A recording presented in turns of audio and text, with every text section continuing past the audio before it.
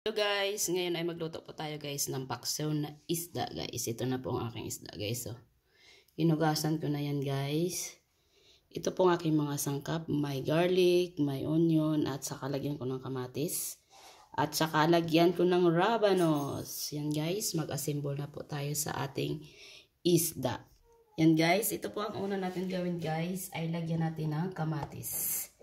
Depende sa inyo guys, kami magpaksiw kami guys, nalagyan namin ng ng kamatis. Gusto ko guys kasi may kamatis. Sarap kasi may kamatis eh.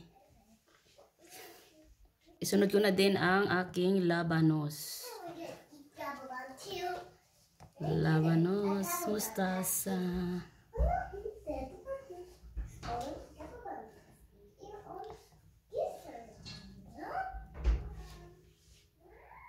Tapos lagyan natin ng onion na guys. Lagyan na natin ang onion. Tapos ilagay ko na din ang aking garlic. Mabango kasi kung may garlic guys. Sunod lagyan natin ng asin ng ating isda.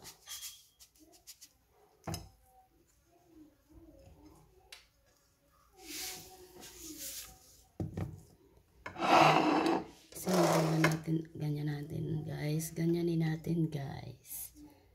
Yan, para maano siya guys. Tapos wala ako fresh na luya guys, na luya. Ang gamitin ko guys ay powder.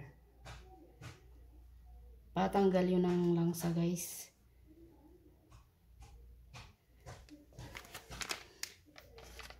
Tapos maglagay ako ng apple cider.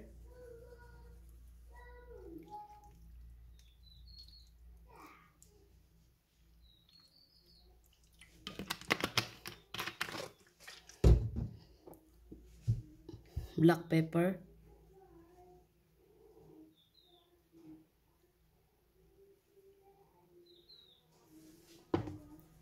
At saka konting soy sauce.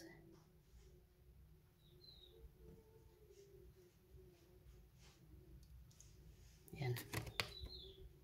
Maglagay ako ng bitchin. Ajinomoto.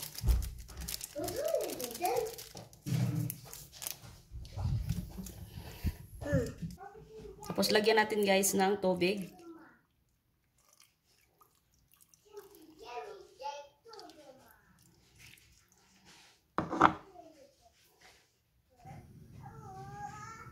Yan, ilagay ko na din ang aking sili.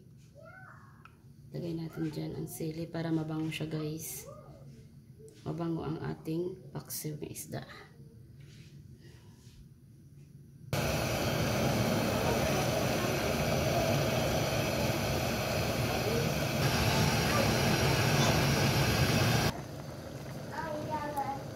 Tapos maglagay ako guys ng sugar.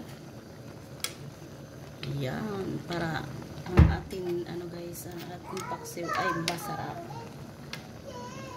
Paksiw na isda na may rabanos ang ating ulam guys. Ang sarap nito guys.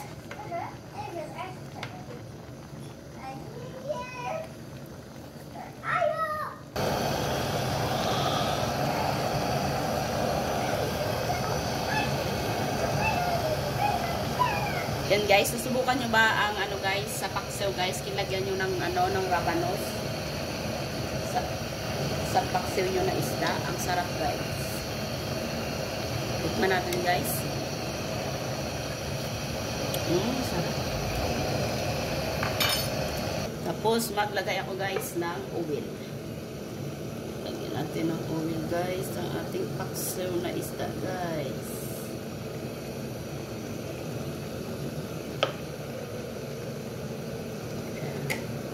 Sarap guys ng rabanos ilagay sa paksiw guys.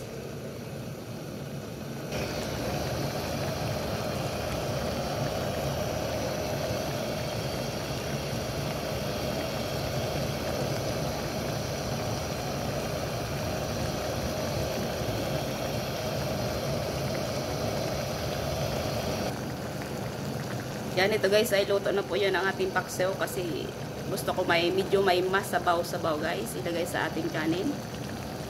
Yan, ang sarap ng ating paksiw.